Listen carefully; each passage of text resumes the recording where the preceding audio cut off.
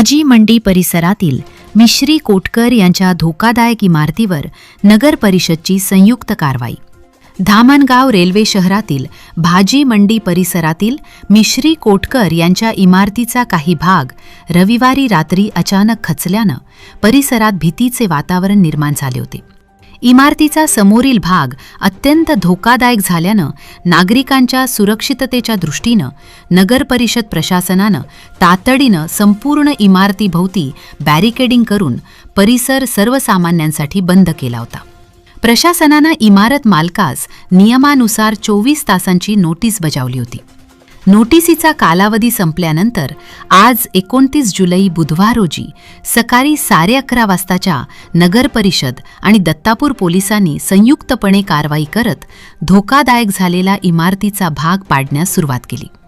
कारवाई दरम्यान परिसरात कडक पोलीस बंदोबस्त ठेवण्यात आला असून नागरिकांच्या सुरक्षिततेसाठी आवश्यक त्या सर्व उपाययोजना करण्यात आल्या. यावेळी माध्यमांशी बोलताना धामणगाव नगर परिषदेच्या मुख्याधिकारी पूनम कळंबे यांनी सांगितले की धोकादायक इमारतीसंदर्भात संबंधितांना नियमानुसार 24 तासांची नोटीस देण्यात आली होती.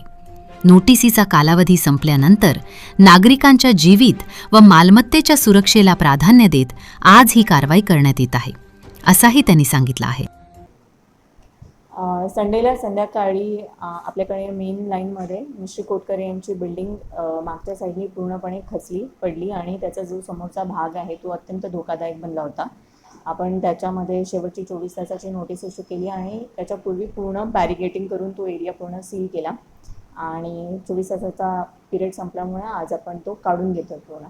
पण दुकानदाराचा आरोप आहे की तुम्ही त्यांना नोटीस बजावलेलं नाही आहे, पण ते घर मालकांना नोटीस बजावलेलं आहे असा दुकानदार ते आरोप करत आहे. नाही, तुम्ही जर आता पण जाऊन बघितलं तर त्यांच्या दुकानांना आपण नोटिसेस या चिपकवलेल्या आहेत. त्यांना या नोटिसेस बजावण्यात आलेल्या आहेत. त्याचा तुम्ही आता पण जाऊन बघितलं तर त्यांच्या दुकानं शाबूत आहे, तिथे नोटिसेस चिपकवलेल्या भेटते.